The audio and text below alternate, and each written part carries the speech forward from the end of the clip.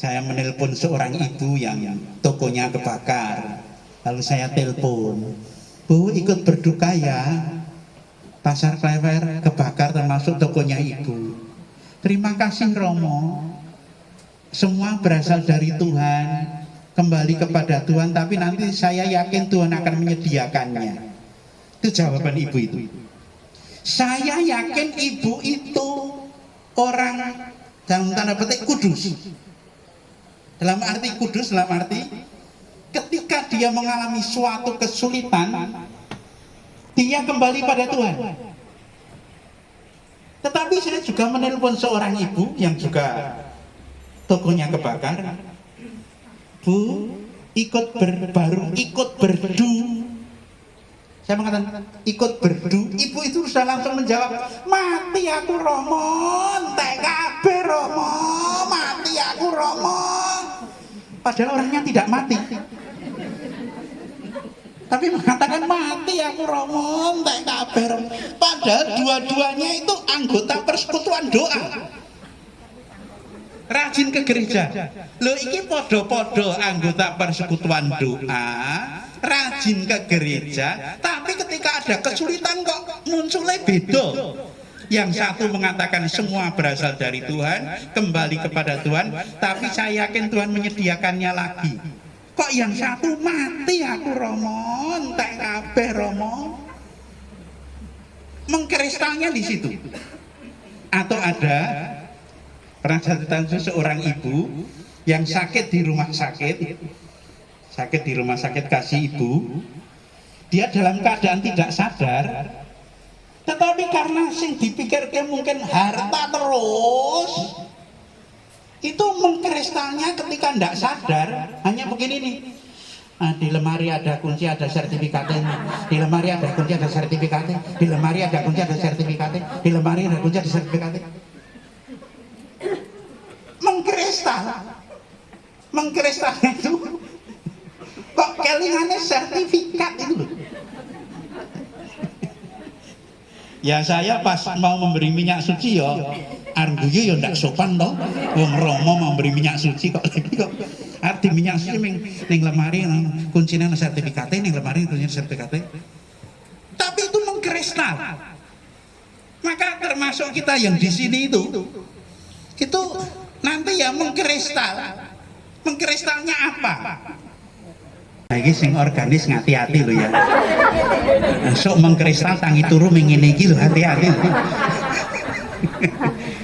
Yang paling bagus itu kalau mengkristal cuma Romo. Begitu bangun tidur nggak sadar cuma begini. Nah, itu ya. Yang paling bagus cuma Romo. Maka hari-hari yang dilalui, yang kita lalui, itu entah kita sadari atau tidak kita sadari, itu mengkristalkan kita, membentuk kita, dan dari sekian persen yang membentuk kita itu menunjukkan siapa diri kita. Siapa diri kita. Ada seorang Romo yang sakit harus cuci darah selama 13 tahun. Selama 13 tahun seminggu 2 kali cuci darah. Tetapi ketika dia akan meninggal, saya minta disuruh menunggui, dan dia mengatakan, Romo Budi, ayo ditirukan suara saya. Lalu dia mengatakan, saya bangga sebagai imam, saya bangga sebagai imam, saya bangga sebagai imam. Sampai ratusan kali dia mengatakan itu, sampai kemudian dia berhenti ngomong itu, dan ternyata ketika berhenti dia meninggal. Yang mengkristal meskipun dia itu cuci darah 13 tahun dalam kesulitan keterbatasannya, karena kalau cuci darah itu, kalau cuci darahnya hari Selasa dan hari Kamis, hari Senin sudah lemes sekali, nanti hari Rabu sudah lemes sekali, tapi dia tetap bisa menikmati hidupnya dan tetap dia merasa bangga sebagai imam. Mengkristalnya demikian. Saya punya rekan di Mandam sana, di Kalimantan Selatan, masih muda. Ini mengkristal sudah. Kalau apa-apa itu terus gerakannya gini. Mengkristalnya itu begini. Nanti omongan apa-apa mesti begini. Nanti makan, kalau makan tidak enak, terus begini nih, duduk begini nih. Saya mengatakan, kayak gue neng WC yang menurutku yang mengkristal,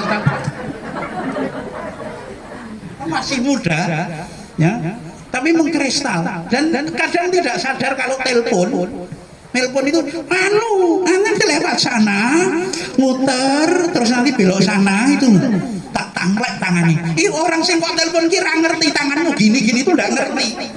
Tetapi dia enggak sadar. Jadi kalau ngomong itu tangannya hati-hati. Karena itu mengkristal pada diri kita. Nah, kira-kira besok yang ada di sini itu nek mengkristal kaya ngopo itu ya kira-kira loh. Kira-kira kayak ngapa kalau melihat perjalanannya itu. Kalau itu disadari,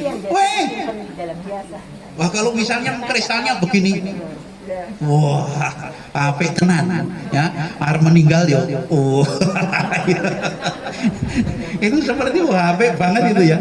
Ya, mengkristalnya gerakan tangan seperti itu, mengkristalnya mulut itu nanti seperti apa? Ya, kalau mengkristalnya mulut itu terus Tuhan kasihanilah kami, apik banget, suci banget, ya, suci banget. Tapi nak seperti tadi kan yo ngisen-ngisen kita. Nih kuncine lemari ana sertifikate, lemari sertifikate. Itu sing delok wae geguyu, ora mesake ning geguyu itu ya. Nah, Sabdaton hari ini orang-orang Israel itu mengkristal tidak sadar bahwa apa yang dia minta itu membuat penderitaan bagi dirinya dan anak turunnya. Mereka meminta raja. Mereka tidak sadar bahwa itu mengkristal membuat dirinya nanti menderita karena ada macam-macam pajak ini itu. Bacaan yang kedua, ahli-ahli Taurat itu tidak sadar.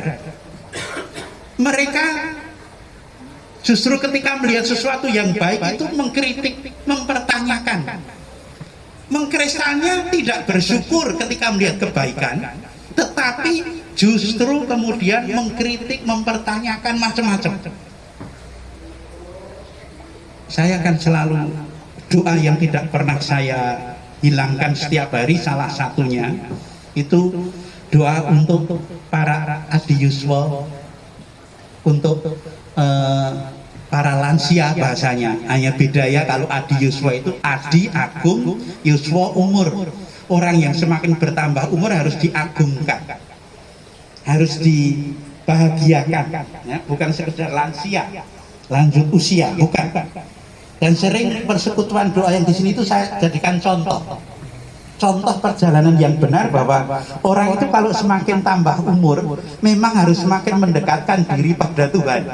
Ya, itu kan contoh yang benar. Tapi juga sering saya ceritakan karena juga ada yang muda-muda yang menjadi generasi penerus. Karena kalau misalnya buruk tetapi tidak sadar, maka kadang-kala terjadi perselisihan antara menantu dengan mertua, dan tidak ada yang merasa bersalah karena tidak sadar semua.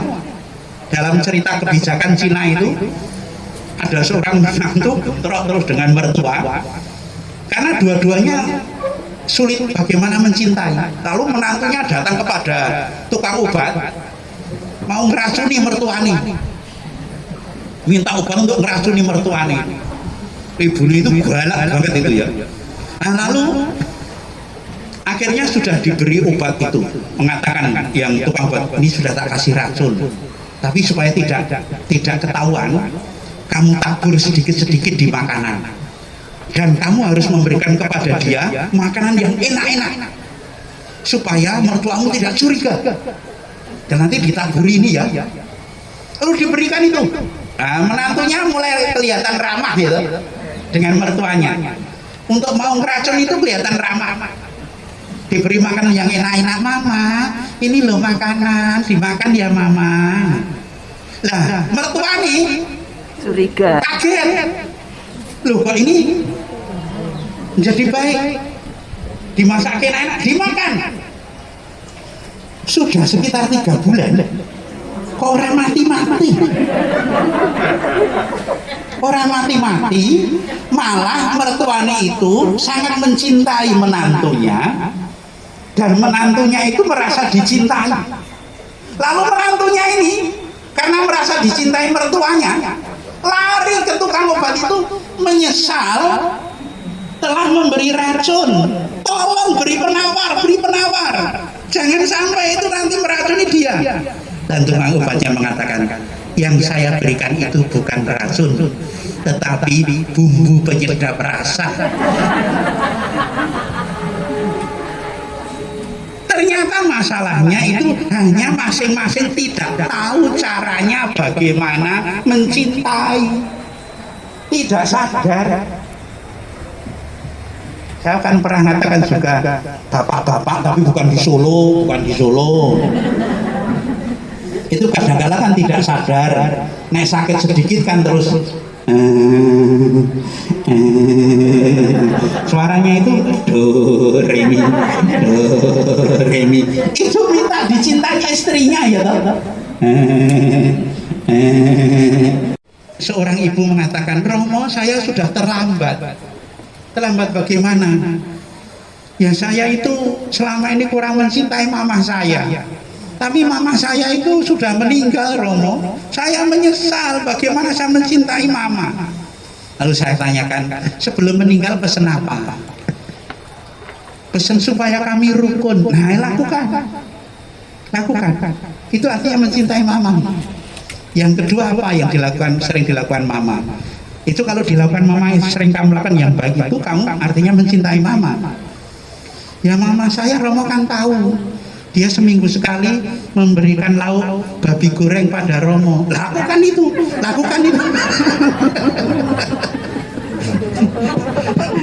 Nah, yang untung saya.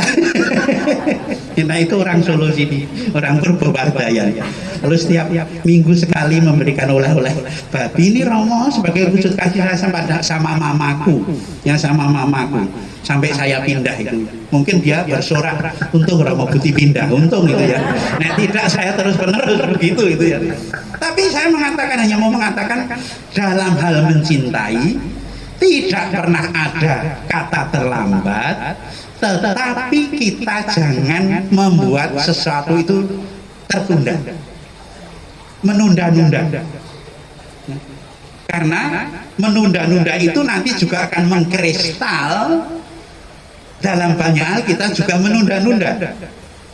Dan kalau kita menunda-nunda, jangan-jangan menundanya itu juga terjadi dalam diri kita, sehingga kita nanti sulit untuk mengubah apa yang mengkristal dalam diri kita. Saya punya rekan di Mandam 2 Romo, tapi ya mungkin karena baru 6 tahun jadi Romo, yang satu baru 1 tahun, tetapi sudah sulit untuk melayani diri sendiri. Karena di tempat saya tidak ada karyawan, ya, sehingga harus setiap pagi saya harus masak, karena rekan yang 2 itu tidak bisa masak. Saya jam 4:15 pagi itu bangun, lalu nanti ngeracik bumbu, tak tinggal mandi, lalu nanti jam 5:30 pagi itu saya dan teman itu ibadah. Jadi mereka masih tidur, saya sudah ngeracik bumbu. Ya. Lalu nanti jam 6 pagi itu kami misa bersama dengan umat. Lalu sesudah misa saya langsung masak untuk menyiapkan makan. Itu kamu mau mengkristal yang tidak bagus, sehingga kamu tidak bisa melayani dirimu sendiri. Bagaimana kamu mau mewartakan pelayanan kepada yang lain, kamu sendiri tidak bisa melayani kamu sendiri. Kami harus mencuci pakaian sendiri, ya, lalu kemudian membersih gereja sendiri, ya. Tetapi saya mencoba melatih sejak di sini, sudah melatih itu, ya. Coba seneng masak, opo wae pokoknya dimasak bisanya, seneng cuci pakaian sendiri. Dan ketika orang bisa melayani diri sendiri, itu hidupnya lebih nyaman, lebih tentram, karena tidak menggantungkan. Dan kalau mengkristal itu lebih membahagiakan. Ada 2 romo dulu di rumah sepuh saya melayani. Yang satu mau melayani diri sendiri. Pagi dia meskipun usia lebih 80 membuat minum sendiri. Yang satu itu kalau mau minum harus nunggu karyawan datang. Dilalai karyawannya sakit tidak datang. Apa yang terjadi? Dia tidak membuat minum, hanya marah-marah. Lalu rekan yang satu mengatakan, lah kamu waktunya untuk marah itu buat minum kan bisa. Lalu apa gunanya punya karyawan? Loh itu lalu menjadi marah dengan temannya. Ya. Jadi mengkristalnya itu pokoknya marah. Dan kalau saya lihat janda dan duda itu kan lebih banyak janda. Dan kalau yang namanya janda itu umurnya lebih panjang-panjang daripada duda. Iya. Karena kalau janda itu sudah ibu-ibu sudah biasa melayani. Masak itu saya mengatakan masak itu juga penuh dengan perjuangan loh, nyampe menune opo seso engko opo dan nanti kalau masak itu sing dimasak lemangan nyanyi sini pikirannya terus mangan kok kucing itu juga mangkel loh ya, mangkel betul ya. Tapi kalau yang namanya duda itu kan bapak-bapak itu kan banyak biasa dilayani, maka kalau kehilangan istrinya itu jarang yang umurnya panjang-panjang. Lagi aku penderita lagi di surga ndak ada penderitaan. Wah tapi istri saya itu begini baru keluar semua itu loh. Lalu ndak mau dibaptis. Ya karena istrinya mengkristalnya itu membahayakan suaminya. Maka ketika mungkin istrinya meninggal itu suaminya puji Tuhan haleluya, puji Tuhan haleluya. Mungkin seperti itu. Maka mari kita mohon pada Tuhan supaya mengkristalnya kita itu mengkristal yang sungguh membawa berkat, ya, sungguh membawa berkat, sehingga siapapun yang bertemu dengan kita itu merasakan berkat itu, merasakan bahagia. Dan ketika seperti itu, ketika orang membicarakan pun orang akan mengatakan lihat seperti dia. Itu orang-orang yang disebut bahagia. Amin. Untuk seluruh yang hadir di tempat ini, yang merayakan Ekaristi ini, semoga perjalanan mereka, baik selama ini yang sudah ditempuh dengan segala suka dan duka, semuanya mengkristal menjadi sesuatu yang baik. Baik bagi keselamatannya, baik bagi kesehatan, baik bagi kesejahteraan dan kebahagiaan keluarga mereka semua. Kami mohon, kabulkanlah doa kami ya Tuhan. Bagi para pemimpin gereja, ya Bapak, berkatilah Bapak Paus, para uskup, para imam, suster dan bruder. Semoga mereka tetap kuat dalam menjalankan tugas sebagai pelayan-Mu yang setia. Kami mohon, kabulkanlah doa kami ya Tuhan. Bagi bangsa dan negara Indonesia, ya Bapa, berkatilah bangsa dan negara kami, agar diberikan kedamaian dan dijauhkan dari perpecahan, bencana alam, dan wabah penyakit. Kami mohon, kabulkanlah doa kami ya Tuhan. Bagi saudara-saudari kami terkasih yang telah berpulang menghadap-Mu, ya Bapa, berikanlah istirahat kekal dan tempat terindah di sisi-Mu bagi Ibu Ratna Darmastuti dan Ibu Ruth Kristiani, serta keluarga yang ditinggalkan. Kau berikan kekuatan dan ketabahan. Kami mohon, kabulkanlah doa kami ya Tuhan. Bagi yang merayakan ulang tahun pada bulan ini, Ibu Veronica Anton dan anak Grace Bianca, putri dari Ibu Astri, yang berulang tahun ke-13 hari ini, semoga berkat sukacita, kesehatan, dan berkat melimpah Kau berikan atasnya. Kami mohon, kabulkanlah doa kami ya Tuhan. dan bagi kita semua yang ada di sini.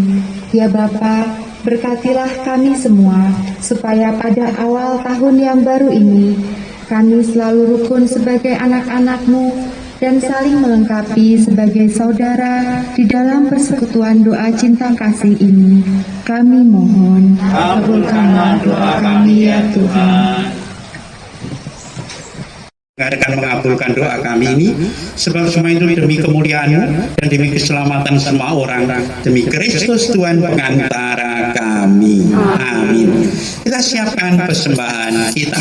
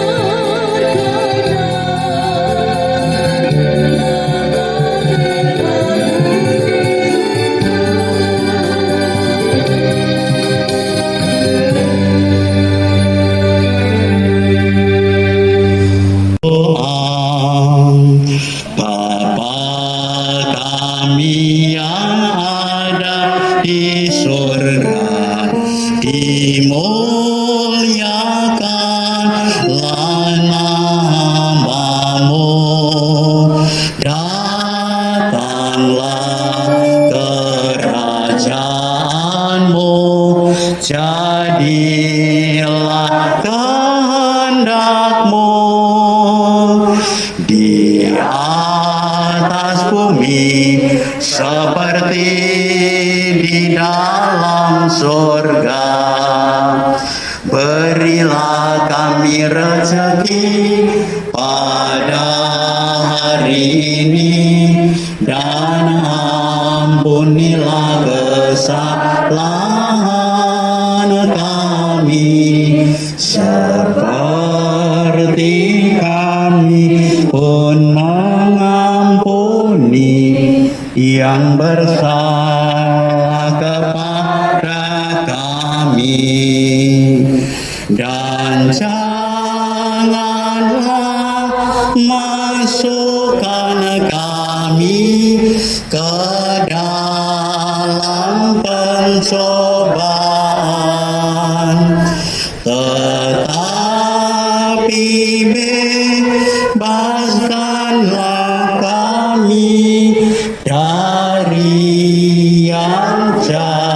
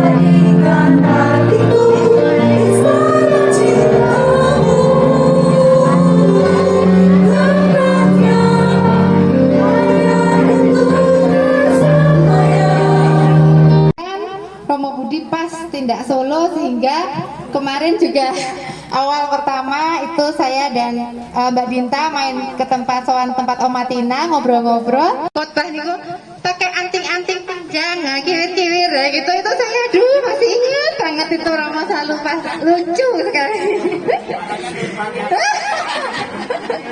Itu Romo J. Lalu kami juga mengucapkan banyak terima kasih kepada Bapak Ibu yang berkenan hadir pada siang hari ini, baik dari Persekutuan Doa Cinta Kasih maupun para tamu undangan, dan terima kasih kepada Ibu Lisda yang telah menyediakan hidangan siang hari ini. Nanti Bapak Ibu ada nasi liwet, matur nuwun Ibu Lisda. Juga kepada Oma Tina ini yang sungguh luar biasa bersedia menyediakan tempat, waktu. Mohon maaf Oma jika ini banyak kerepotan dan Oma agak deg-degan karena kemarin ganti-ganti layout. Nah, karena kita agak bingung, takut tempatnya tidak memadai ya Oma ya. Seperti itu. Dan juga terima kasih kepada petugas liturgi, Bapak Prodiakon, Bapak Ranto yang telah bersedia hadir. Kepada petugas pujian, Ibu Lina, terima kasih sekali untuk bantuannya. Dan Mas Dimas untuk keyboardnya. Sehingga dibelain cuti hari ini ya Mas Dimas ya, terima kasih. Dan juga kepada Mbak Dinta yang telah banyak membantu, juga Mas Aan. Dan tak lupa Ibu Popi yang bersedia bertugas bacaan, dan semua yang membantu persembahan, Ibu Pujani, Mbak Astri dan kawan-kawan, dan semua pihak yang telah membantu terselenggaranya acara misa pada pagi hari ini. Kami juga mohon maaf jika banyak kekurangan yang masih ada. Seperti itu, kami ucapkan banyak terima kasih sekali lagi. Dan acara setelah ini adalah foto bersama dengan Romo. Ini kesempatan yang langka, dan juga kami mohon kepada Bapak Ibu, semoga ke depan nanti Persekutuan Doa Cinta Kasih tetap dapat dilaksanakan rutin lagi kembali setiap 1 bulan sekali. Matur nuwun.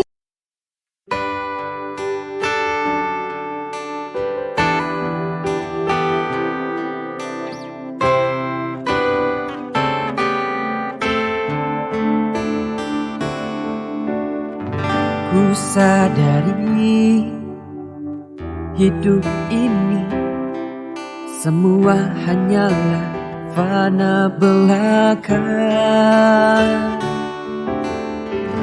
Ku mengerti dunia ini tak ada satupun yang kekal adanya.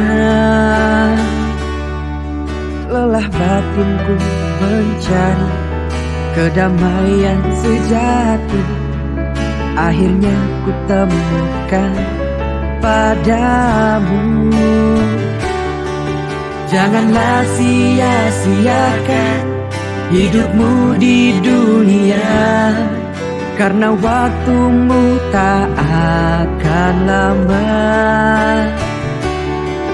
Perbanyak kebajikan bagi semua makhluk, kelak kan tercapai nirwana.